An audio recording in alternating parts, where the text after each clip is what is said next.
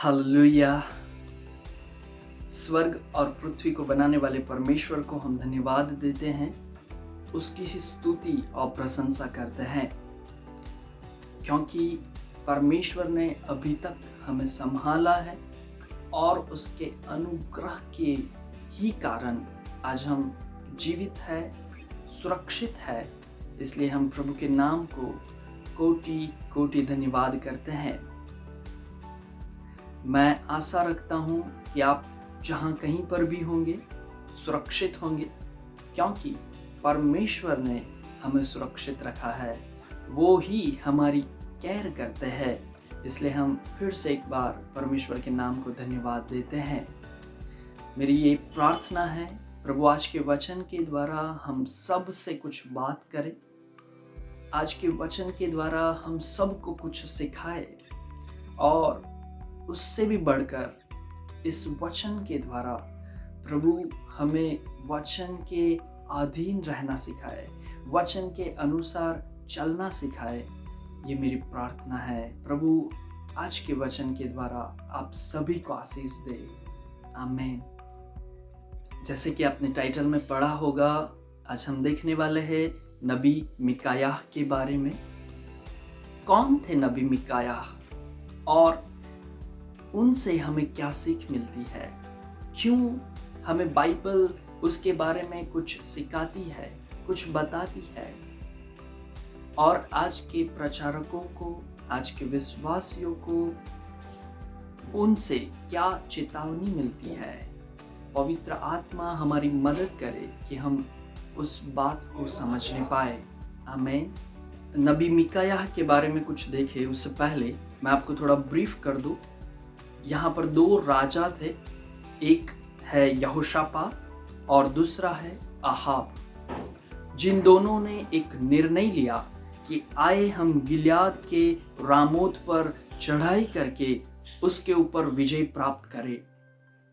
लेकिन यहाँ पर एक बहुत महत्वपूर्ण बात बनती है। जो यहोशापात जो राजा थे, उन्होंने इज़राइल के राजा आहाब से कहा कि आओ पहले यहोवा का वचन मालूम करें। अगर आप 18वां अध्याय और उसकी 4थी आयत में देखें तो उन्होंने पहले कुछ भी करने से पहले एक निर्णय लिया कि आओ पहले यहोवा का वचन मालूम करें।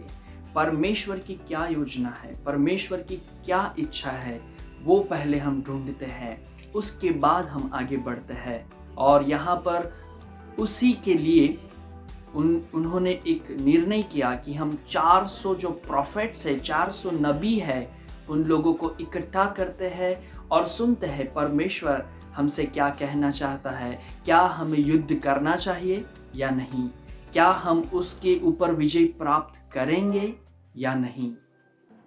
और जो 400 नबी थे उनका एक ही उत्तर था।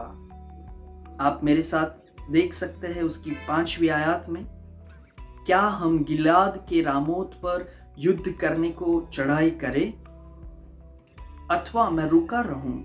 उन्होंने उत्तर दिया, चढ़ाई कर, क्योंकि परमेश्वर उसको राजा के हाथ कर देगा। मेरे प्रियो, ये है 400 नबी जो एक ही उत्तर देते हैं कि हाँ आप चढ़ाई करो, क्योंकि परमेश्वर उनको तुम्हारे हाथ में सौंप देगा। परंतु यहोशापात ने पूछा, क्या यहाँ यहोवा का और कोई नबी नहीं है जिससे हम पूछ ले? यहोशापात, अगर आप उसके अगले अध्याय में उनके बारे में पढ़ेंगे तो आपको उनके बारे में कुछ सीखना मिलेगा।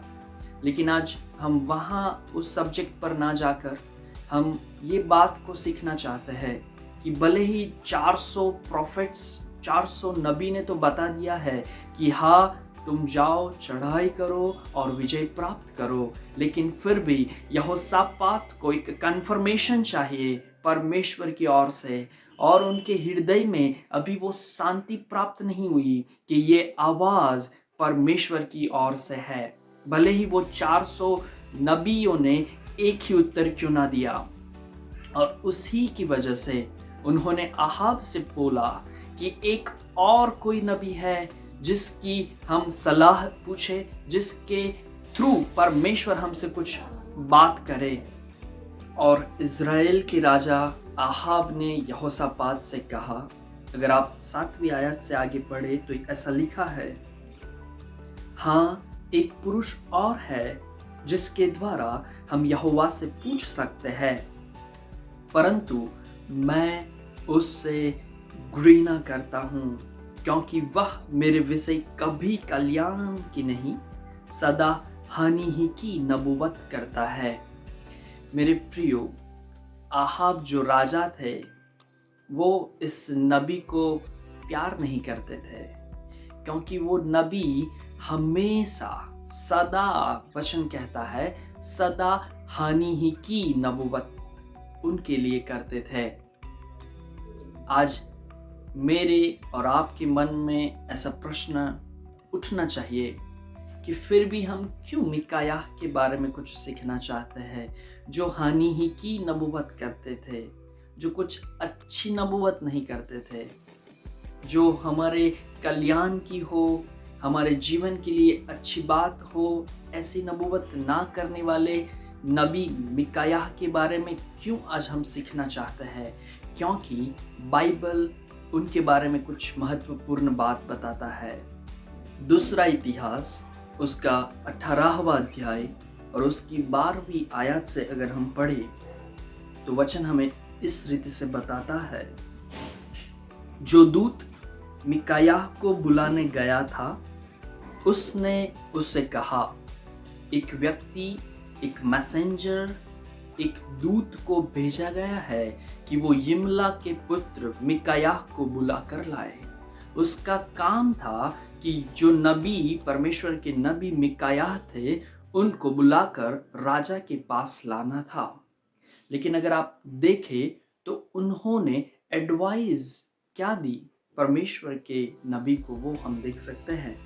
सुन, नबी लोग एक ही मुंह से राजा के विषय शुभ वचन कहते हैं, इसलिए तेरी बात उसकी सी ही हो, तू भी शुभ वचन कहना।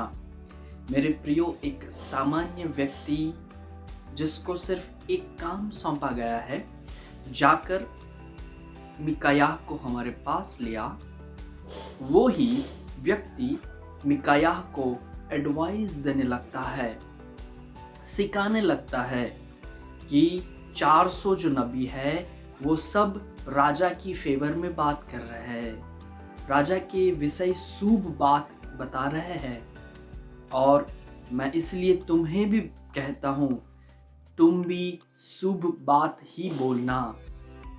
आज कई सारी कलीसियाओं की हालत भी ऐसे ही है। जो व्यक्ति परमेश्वर की बात को सुनने वाला नहीं है, जिसका कुछ और काम है, जिसको कुछ और दान वरदान परमेश्वर ने दिए गए हैं, उसकी जगह वो आज नबियों को, परमेश्वर के लोगों को कहते हैं कि कृपया करके हमारी कलीसिया में आप आए और टाइथ एंड ऑफरिंग्स, दान और दशमांश के ऊपर शिक्षा दीजिए। आप आए और हमारी कलीसिया में प्रॉस्पेरिटी की बात कीजिए, समृद्धि की बात कीजिए, सफल होने की बात कीजिए। आत्मिक कृति से नहीं, लेकिन स्वाभाविक कृति से आशीषित होने की बात कीजिए।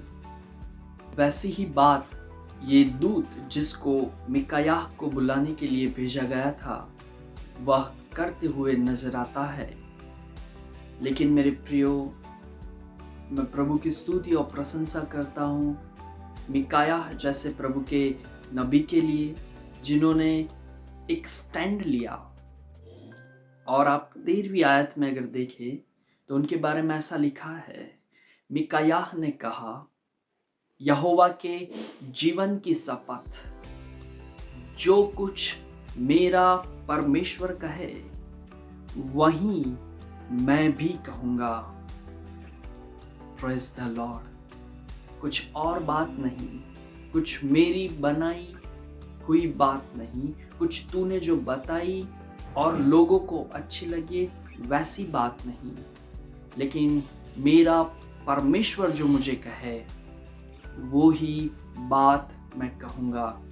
आपको अच्छा लगे, आपको बुरा लगे, आपको शुभ लगे, आपको हानि के समान लगे, कुछ भी क्यों ना हो, लेकिन मेरे परमेश्वर ने जो मुझसे कहा है उसके अलावा मैं कुछ भी नहीं कहूँगा।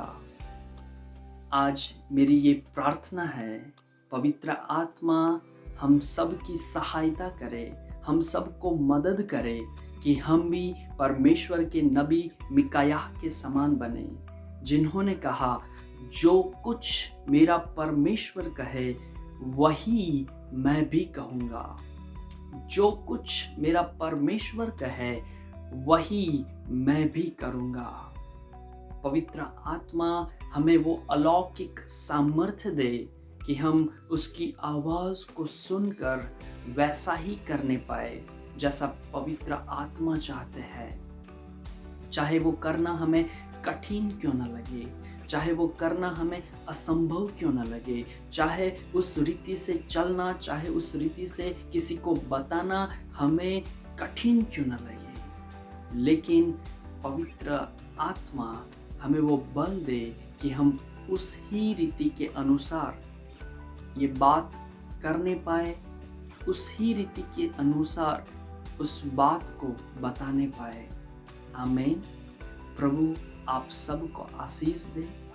आगे का जो वचन है 13वीं आयत से लेके 34वीं आयत तक आप खुद पढ़ सकते हैं, और मैं विश्वास करता हूँ कि पवित्र आत्मा आपको बल देगा, आपको समझ शक्ति देगा कि आप खुद वो 400 जो परमेश्वर के नबी थे उसके बीच में और एक नबी मिकायाह थे उनके बीच में क्या अंतर था, क्या डिफरेंस था, वो आप समझने पाएंगे। प्रभु आपको बहुत आयत से आशीष दे। आमीन। God bless you.